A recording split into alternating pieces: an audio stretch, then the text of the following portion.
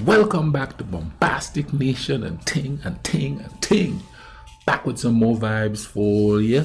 I'm Mr. Giant, and we're going into the 30 Years War, and this one is called Famine. Extra history doing it again. The third episode, y'all. The third episode is going on here.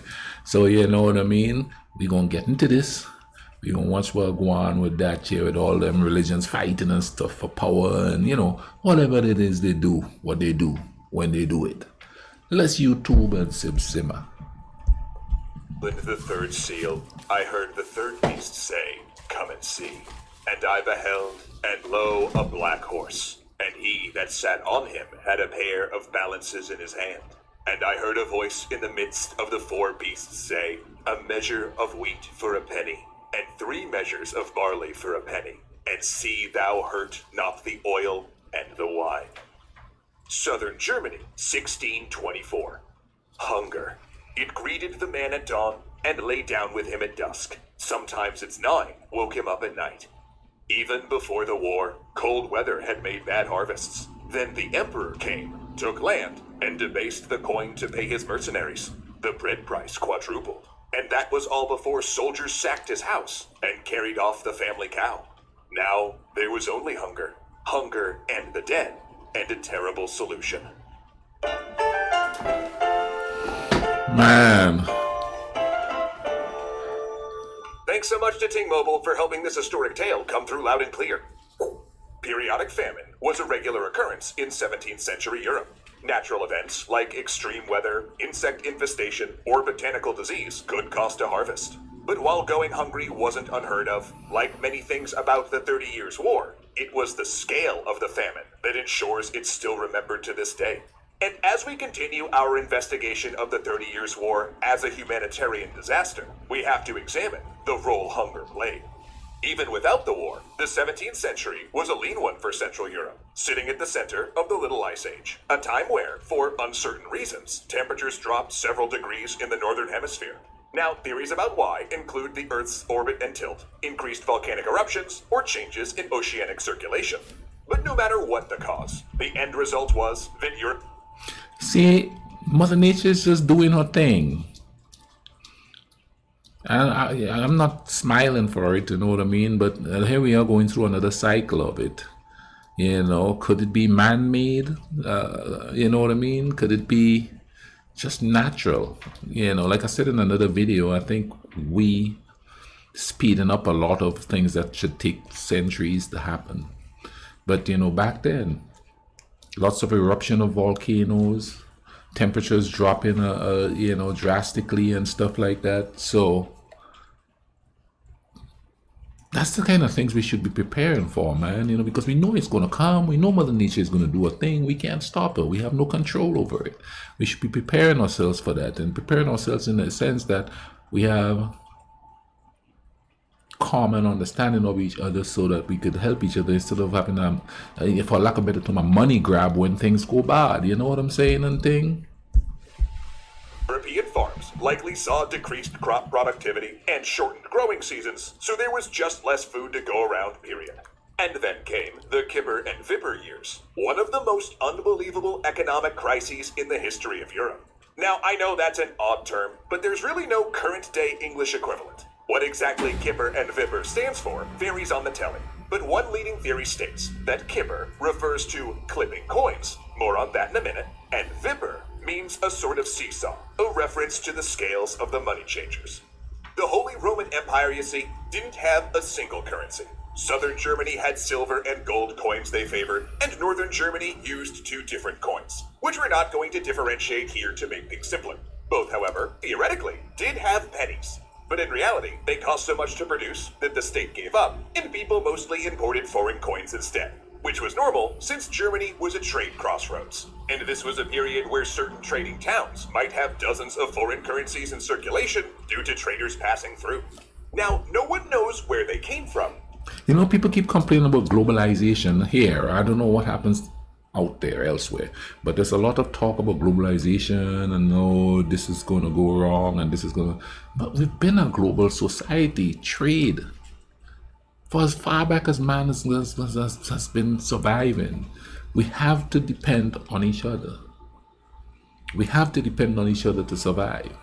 You know, people would like you to think that certain countries would, oh, we could be independent of this world, you know, we could just do our own thing. Resources runs out. Resources run out in an area. You know what I mean? So we do need each other. You want to call it globalization, so be it. Now, that the thing about that, I think, is it's a political sort of globalization. We could keep our own systems, we could keep our own cultures, but we do need each other as human beings to survive. You know what I'm saying? More of us should be more intrigued by other people's differences. You know, let them live their life, unless it's inhumane stuff happening. You know what I mean? Why are we trying to change the way people think? I'm intrigued by your difference more than I am your similarities. But I respect the fact that we are the same. I don't know, it just seems simple for me. I don't know why so many people have so many issues just letting people be and enjoying. I have friends from all over the world. No one knows where they came from. Suspects include Switzerland and Italy. But in the late 1500s, some debased foreign coins had made their way into the Holy Roman Empire. Now, taking a step back for a moment, what does it mean for a coin to be debased, you might ask? Well, simply put, it means that the gold and silver coin contained less of the precious metal than they were supposed to. And because people in the empire kept trading their non-debased gold and silver coins for debased ones, the states as a whole were losing money. So then rulers began debasing their own coins to try to even everything out, but the end result being that by 1609, the value of the empire's silver coins fell by 20%. Of course, there are a few different ways to debase coinage. One involves mixing other metals into them, bringing down the silver and gold content of each coin so you can make more coins with less precious metal. But another one is clipping coins, shaving or cutting edges off of them, and then melting down those scraps to make brand new coins. And in an economic system that relies on a coin literally being worth its weight in silver and gold, both those tactics are dangerous. They literally make money counterfeit worth less money. than advertised. Now, even back then, it was known that bad currency drives out good, making people hoard non-debased coinage, or for governments to debase their own coin in competition. But in the short term, debasing could have its benefits. You have 8,000 coins, then you debase them, and now you have 10,000 coins. You just upped your assets 20%, which is useful if you need to hire or pay, I don't know, let's take a shot in the dark here, a bunch of soldiers. You see where this is going. Yep. Even before the war began, a lot of city mints with minimal imperial oversight were already debasing their coins. Ferdinand pursued that policy for Bohemia even before the revolt, and afterward, the Catholic nobles he brought in to replace the exiled Protestant ones kicked it into high gear. But debasing became especially attractive once the war began, and states came under strain funding their defense. But it was also both a way to enrich those doing it and practice economic sabotage. Nobles, town leaders, and even priests would start their own unofficial mints, clipping good coins or producing bad ones. Then those with the highest gold and silver content.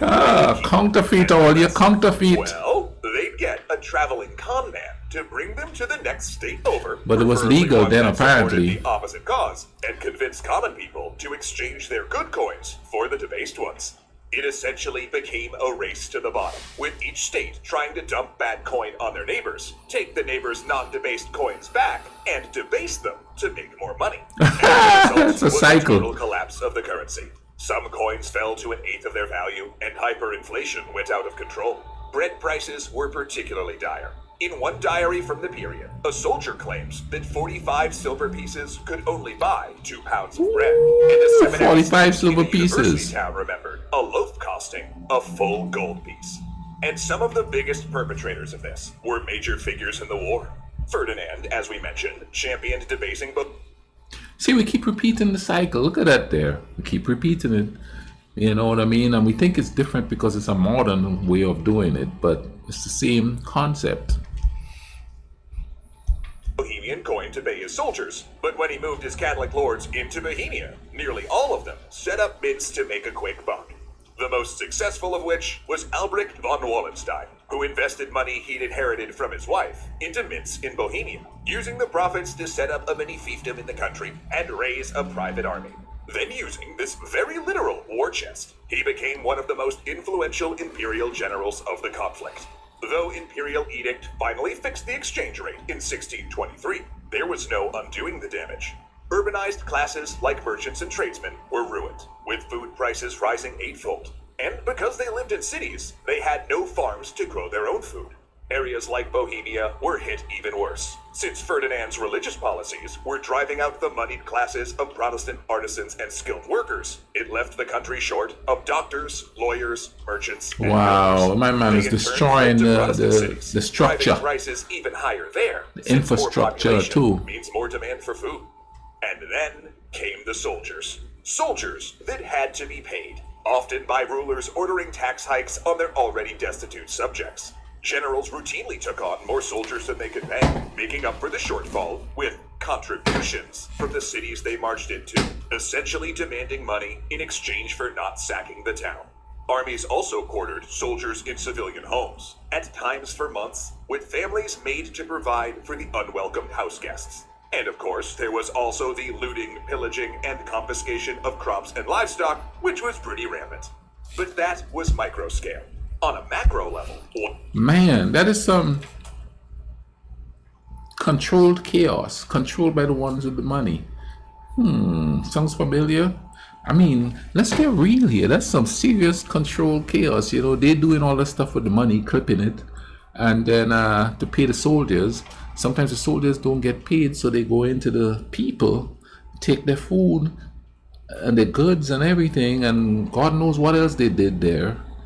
You know what I mean? But then that leaves a vacuum because the people are the ones that is the engine to the economy, and if the engine is sputtering, the economy won't collapse.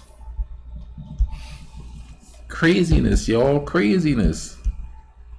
but that was microscale. On a macro level, once the monarchs began running out of money, they started paying troops in land. Ferdinand was the first to do this, granting Maximilian lands in the Palatinate for the use of his army.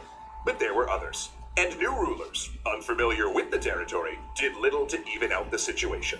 Accounts of the time discuss nuns corralling orphans into convent grounds, begging passing troops for food, families trying to eat grass, and cats and dogs disappearing from cities. Soldiers, often just as hungry, lamed or poisoned their horses so they could be butchered for food. And because sieges were such a feature of the conflict, garrisons found themselves running low on supplies much earlier than normal. It was mostly from here that the stories of cannibalism Cycle. came. And Whoa. while we shouldn't believe everyone, Wait a minute. Wait a minute. Did he say generally cannibalism? it happened on occasion. Some came. And while we shouldn't believe every one of them, of the conflict, garrisons found themselves running low on supplies much earlier than normal. It was mostly from here that the stories of cannibalism came. And while we shouldn't believe every one of them, it's generally accepted that it happened on occasion. The poor eating. And you see tales of Africa and stuff. If you get lost in the jungle, some wild tribe is going to eat you and stuff like that. Humans, man, they'll do crazy stuff when they need to survive. I guess the difference is they're going to say the Africans eat it for pleasure, they eat it for survival, but you don't know, or nobody know what the situation is in there. And of course they say there's rituals there and all of that, but cannibalism is everywhere. It's just not emphasized in certain histories. Craziness. I'm sorry, I'll starve before I eat a human being, especially in this modern world. I don't eat fast food, so I ain't gonna eat no human. They eat too much damn fast food. The poor eating each other, and the rich making more money. But that was not the end. There was still one final horseman left. Because while armies marched from town to town, taking whatever they wished, they often left something in their wake. Plague, pestilence, and death. The rider on the pale horse is coming, and his scythe will kill more than the other horsemen combined. And actually, while we're on the topic of devastation, I gotta ask, how is your phone bill looking these days? Ooh, that bad, huh? Well, Okay. luckily we're... I'm looking forward to the next episode of this. This is quite interesting here. You know what I'm saying and thing? People get so desperate they turn to cannibalism. I guess it happens, huh? But anyway, thank you guys for tuning in. Man, I'm really loving doing this. And like I said in the beginning, I really love playing around with all of this. I like this angle the best. I think I'm going to keep this one. Now to start working on the color grading and stuff like that. I know you guys didn't want to hear all of that, but I'm excited about it. I'm doing the vibe up and thing, you know. And I'm learning a bunch of new stuff. Learning a bunch of new historical stuff too. But anyway, guys, take care of each other. Go out and love a stranger. Cool, right?